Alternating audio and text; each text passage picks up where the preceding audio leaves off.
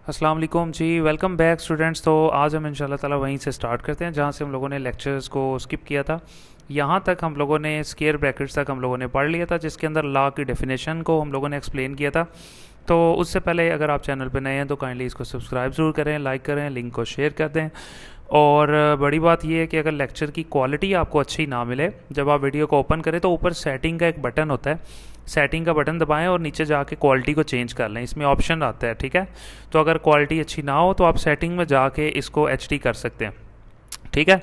तो आज हम इंशाल्लाह ताला जो अपना law of mass of action है वो वाला पूरा लॉन्ग क्वेश्चन है, उसको जो इंशाल्लाह अभी जल्दी से कंप्लीट कर लेते हैं।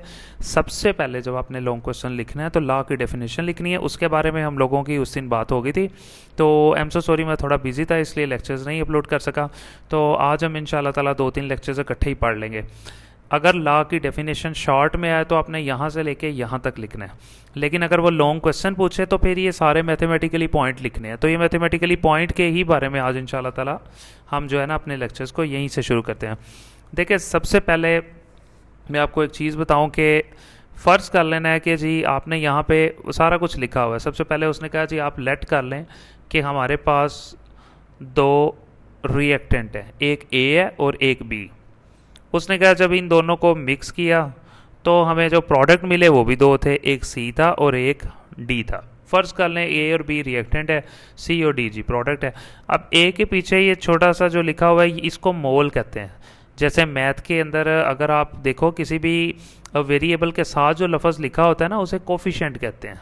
मतलब फॉर एग्जांपल अगर 5x है तो x वेरिएबल है और x के साथ जो 5 लिखा होता है ना उसे कोफिशिएंट वो पीछे लिखा होता है। केमिस्ट्री के अंदर कोई भी लफ्ज़ है और उसके पीछे जो चीज़ लिखी होती है ना यहाँ पे उसे मोल कहते हैं। अब इसका मोल a है, इसका मोल b है, इसका मोल c है और इसका मोल जी d है। तो यहाँ तक आपको बात समझ आ गई होगी। सबसे पहले लॉन्ग क्वेश्चन यहाँ से शुरू होता है कि दो रिएक्टेंट फर्ज किए है और दो उनके प्रोडक्ट बन गए। यहाँ से अगर हम रिएक्शन शुरू करें तो ये फॉरवर्ड रिएक्शन होता है। अगर इस तरफ से हम लोग आएँ तो ये एक रिवर्स रिएक्शन होता है। तीर का साइन हमें बता रहा है कि अगर यहाँ से इधर जाएंगे तो ये फॉरवर्ड रिएक्शन है और यहाँ से अगर आप इस तरफ आएंगे तो ये एक रिवर्स रिएक्शन है। तो आपको अच्छे से ये समझ आ गया होगा। उसके बाद हम लोग जी शुरू कर लॉ ये कहता है कि जितने भी रिएक्टेंट और प्रोडक्ट है उनको आपने ब्रैकेट्स के अंदर लिखना है, और अगर उनके साथ कोई मोल है, जैसे इसके साथ मोल है और ये भी मोल है, तो लॉ ये कहता है कि जितने भी मोल्स हैं उनको आपने पावर में लिखना है।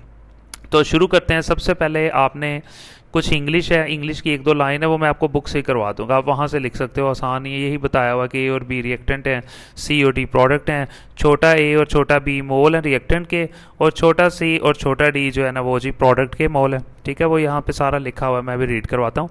अब हम शुरू करते हैं। सबसे पहले आपने शुरू करना है जी, आपने लिखना है the rate of forward reaction. ठीक हो गया कि फॉरवर्ड रिएक्शन रेट कहते हैं स्पीड को। फॉरवर्ड रिएक्शन की स्पीड कहाँ से शुरू होती है? रिएक्टेंट से, इस तरफ से डायरेक्टली प्रोपोर्शनल है। कौन कौन सी चीज़ें हैं जी? ए है एक रिएक्टेंट और दूसरा रिएक्टेंट बी है, जहाँ से फॉरवर्ड रिएक्शन शुरू होता है। इस तरफ से फॉरवर्ड रिएक्शन शुरू होता है तो लिहाजा हमारे पास इस तरफ से जब अगर शुरू करें तो दो चीज़ें ए और बी, वो मैंने लिख ली है।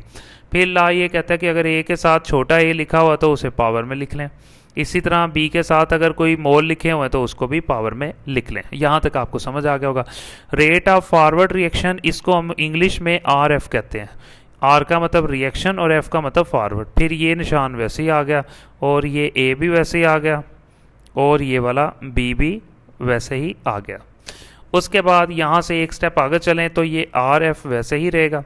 इसको ख़त्म करके ना हमेशा बराबर लगाते हैं और एक कांस्टेंट लगाते हैं। यहाँ पे जो कांस्टेंट लगेगा उसे के एफ कहेंगे, क्योंकि फॉरवर्ड रिएक्शन है तो कांस्टेंट भी फॉरवर्ड।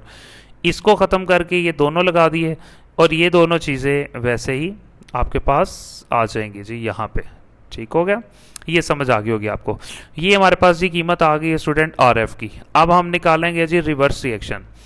फिर आपने ऐसे लिखना है, आपने लिखना है the rate of reverse reaction. कि रिवर्स रिएक्शन की स्पीड कहाँ से शुरू होगी? तो आपको पता है रिवर्स रिएक्शन इस तरफ से शुरू होता है। तो यहाँ पे कौन कौन सी चीज़ें पड़ी हुई हैं? सी और डी। इसका मतलब है रिवर्स रिएक्शन शुरू होता है सी और डी से। ला ये कहता है कि हमेशा रिएक्टेंट प्रोडक्ट को ब्रैकेट्स में लिखना है, लिख लिया, कोई प्लस नहीं लगाना, और अगर उनके कोई मोल भी हैं तो उनको पावर में लिखना है। तो आप अगर यहाँ पे देखें तो सी का मोल छोटा सी है, वो यहाँ पावर में लिखते हैं। इसी तरह डी का मोल ये छोटा डी है, तो उसको भी जनाब आप यहाँ पे पावर में लिख लें। आपको समझ आ गई होगी कि रेट ऑफ रिवर्स रिएक्शन कहाँ से शुरू होता है, प्रोडक्ट वाली साइड से, इसीलिए प्रोडक्ट लिखती हैं दोनों। अब आपको पता है इसको इंग्लिश में रिएक्शन कहते हैं, ठीक है, रिएक्शन को, और रिवर्स को छोटे आर से रिप्रेजेंट करते हैं। पहले हमारा फॉरवर्ड रिएक्शन था तो एफ लिखा था, अब रिवर्स रिएक्शन है तो छोटा आर लिखा है। फिर ये वाला निशान वैसे ही आ गया, ये वाला, और सी भी वैसे ही आ गया, और डी भी वैसे ही आ गया। ठीक हो गया। अब ये जो आर आर है इसको वैसे लिखा, इसको ख़त्म करके हम बराबर लगाते हैं और एक कांस्टेंट लगाते हैं जिसे कहते हैं जी के आर। यहाँ पे जो कांस्टेंट लगाना है वो के आर होगा, क्योंकि रिएक्शन हमारा जो है ना वो आर आर है। ठीक हो गया। रिवर्स रिएक्शन है तो जो कांस्टेंट लगेगा वो भी रिवर्स ही होगा। इसको ख़त्म करके ये दोनों लगा दिए, ऊपर से ये सी और ये वाला जो डी है ये जनाब नीचे तशरीफ़ ले आए। अब अगर आप गौर करें हमारे पास आर एफ की भी कीमत आ गई है और आर आर की भी कीमत आ गई। मैंने बड़े अच्छे से आपको समझाने की कोशिश की कि ये कीमतें कैसे निकली हैं। उसके बाद वो ये कहता है कि जनाब वही नो हम जानते हैं जी, क्या जानते हैं कि जी the rate of forward reaction, forward reaction की स्पीड ना हमेशा बराबर होती है the rate of reverse reaction के। यानी कि फॉरवर्ड रिएक्शन की स्पीड हमेशा रिवर्स रिएक्शन के ना बराबर होती है। जो फॉरवर्ड रिएक्शन की स्पीड है वही रिवर्स की, तो दोनों बराबर है। फिर आपको पता है फॉरवर्ड रिएक्शन को इंग्लिश में कहते हैं आर एफ, बराबर का निशान वैसे ही, और रिवर्स रिएक्शन को इंग्लिश में कहते हैं जी आर आर। ठीक है। अब ये जो आर एफ था यानी कि जो फॉरवर्ड रिएक्शन था उसकी जो कीमत थी वो लिखेंगे। आर एफ की कीमत हमने ये ऊपर फाइंड की हुई है, ये दी हुई है के एफ ए और बी, ये हम जाके लिख देंगे। आर एफ की कीमत है जी हमारे पास के एफ और साथ जी ए है और साथ हमारे पास जी ये बी है। ठीक होगा। और आर आर जो है आर आर की कीमत ये भी ऊपर फाइंड की, आर आर की कीमत है जी इसके नीचे लिख लें के आर सी और साथ में डी और ऊपर आ गया जी डी। ये हमारे पास जी जो कीमत आ गई है ये हमारे पास है जी आर आर की। आर एफ की भी कीमत आ गई है, आर आर की भी कीमत आ गई है। अब क्या करना है, कांस्टेंट को एक साइड पे कर लेना है, बाकी सारी चीज़ें एक साइड पे हम लोगों ने कर लेनी है, यानी कांस्टेंट एक साइड पे और बाकी सारी चीज़ें एक साइड पे। अब अगर आप गौर करो कांस्टेंट दो हैं, एक के एफ है और एक के आर है। के एफ को आप इधर ही रखें और ये जो के आर है ना इधर मल्टीप्लाई हो रहा है इस तरफ, बराबर के इस तरफ आके ये के आर डिवाइड हो जाएगा, यानी के एफ इधर ही रखा और ये के आर बराबर के दूसरी तरफ था, इधर आके डिवाइड हो गया।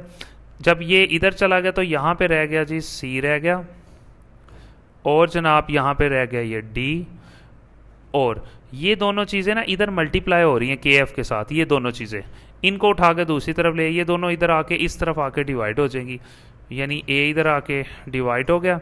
इसी तरह ये जो बी है ये भी इधर आके जी डिवाइड हो गया। तो आई होप आपको यहाँ तक समझ आ गई होगी। कुछ भी नहीं था, is very simple. R F की कीमत लिखी जो कि पहले पीछे निकाल ली है, आर आर की कीमत लिखी वो भी हम लोगों ने निकाल ली है, फिर के एफ इधर ही रहा और ये के आर इधर मल्टीप्लाई हो रहा था, जब बराबर के इस तरफ आया तो आके डिवाइड हो गया। अब दूसरी तरफ के आर तो इधर आ गया, बाकी बचा सी और डी, वो यहीं लिख लिया। ए और बी इस तरफ मल्टीप्लाई हो रहे थे, ए और बी को जब उठा के हम दूसरी तरफ लेके गए वो दोनों नीचे आके यहाँ पे डिवाइड हो गए। कांस्टेंट अब एक साइड पे हो गए हैं और रिएक्टेंट और प्रोडक्ट हमारे पास एक साइड पे हो गए। तो यहाँ तक आपको बड़े अच्छे से समझ आ गई होगी। उसके बाद ला ये कहता है ये भी कांस्टेंट है, ये भी कांस्टेंट है। ला कहता है कि दो दो कांस्टेंट लिखने की ज़रूरत नहीं, इनकी जगह आप एक ही कांस्टेंट लिख लें। तो लिहाजा उसके बारे में हम डिस्कस कर लेते हैं।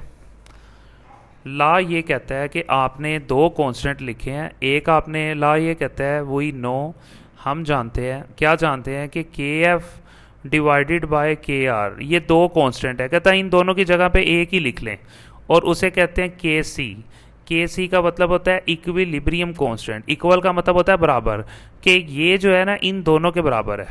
के एफ और के आर दोनों एक दूसरे के बराबर है ना स्पीड में, पीछे पड़ा भी है कि फॉरवर्ड कांस्टेंट बराबर होता है रिवर्स कांस्टेंट की। कहता है ये दो कांस्टेंट लिखने से अच्छा आप के सी लिख लें उन दोनों की जगह पे। तो अब यहीं से हम अपना क्वेश्चन शुरू करेंगे। यानी यहाँ पे हम लोगों ने बताया था ना कि के एफ डिवाइडेड बाई के आर ये कीमत आ गई थी। उसके बाद आपने लिखना है कि हम ये जानते हैं कि के एफ और के आर इसके बराबर होते हैं। अब यहीं से क्वेश्चन शुरू होगा। इन दोनों की जगह पे अब हम यहाँ पे लिखेंगे जी के सी, यानी इन दोनों की जगह पे क्या लिखेंगे के सी, क्योंकि ये दोनों के सी के बराबर होते हैं, बता दिया। इन दोनों की जगह पे के सी लिखा और ये चीज़ उठा के दोबारा नीचे लिख दी। सी भी नीचे आ गया और जनाब डी भी नीचे आ गया, ठीक हो गया। और जनाब यहाँ पे ये ए पड़ा हुआ था हमारे पास और बी पड़ा हुआ था। यहाँ पे जी हमारा पूरा लॉन्ग क्वेश्चन 100% हर लिहाज से कंप्लीट हो गया।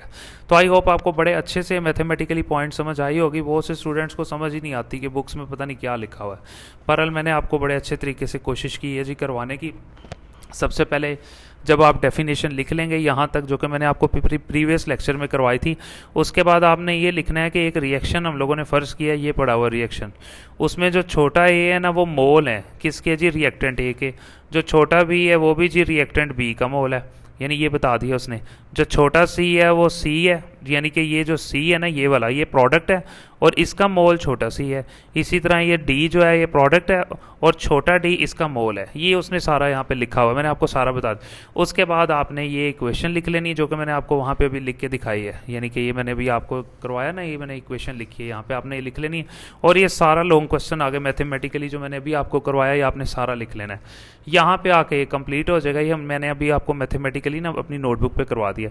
एंड पे आपने सिर्फ एक लाइन लिखनी है, आपने कहना है ये जो के सी है ना ये बराबर होता है इसके, is known as equilibrium constant, और इसको हम लोग कहते हैं जी equilibrium constant. And the above equation is called equilibrium constant expression. और ये जो अबाव इक्वेशन है ना ये जो आपको दी हुई है, कहता है इस इक्वेशन को कहते हैं इक्विलिब्रियम कांस्टेंट एक्सप्रेशन, ठीक हो गया। उसके बाद जो है इससे आगे आपको करने की बिल्कुल कतई ज़रूरत नहीं है। यहाँ पे आपका जी 100% पूरा लॉन्ग क्वेश्चन ख़त्म हो जाता है। आगे यहाँ से कुछ भी नहीं है, इररेलेवेंट मटेरियल है। अगर आपको जी लॉन्ग क्वेश्चन आ जाए तो आपने सबसे पहले लॉ की डेफिनेशन लिखनी है जो कि मैंने आपको बता दी है। इससे पहले ये लॉ किस साइंटिस्ट ने पेश किया है, एक दो लाइन मैंने प्रीवियस आपको करवाई थी प्रीवियस लेक्चर में। ये सारा लिख के उसके बाद आपने इक्वेशन, मैथमेटिकली पॉइंट्स मैंने सारे ये बिल्कुल बुक वाले मैंने किए हुए हैं, लेकिन आपको फिर अपने तरीके से करवाती हैं, ठीक है। और एंड पे ही आपने लाइन और आपका यहाँ पे लॉन्ग क्वेश्चन ख़त्म हो जाएगा। तो थैंक यू सो मच। आप लोगों से बार बार यही रिक्वेस्ट है कि चैनल न्यू है, फेडरल बोर्ड के बहुत से स्टूडेंट्स को नहीं पता, बहुत मेहरबानी होगी आपकी, काइंडली लिंक को ज़रूर शेयर करें। और अगर क्वालिटी का इशू आए तो आप सेटिंग के अंदर जाएं, जब आप वीडियो प्ले करते हैं तो सेटिंग वाले बटन को आप क्लिक करें, अंदर आपको वीडियो क्वालिटी आ जाएगी, तो आप उसको 180 के ऊपर चला लें तो 100% रिजल्ट हो जाएगा, ठीक है जी। मिलते हैं अभी नेक्स्ट वीडियो में जी। Thank you so much.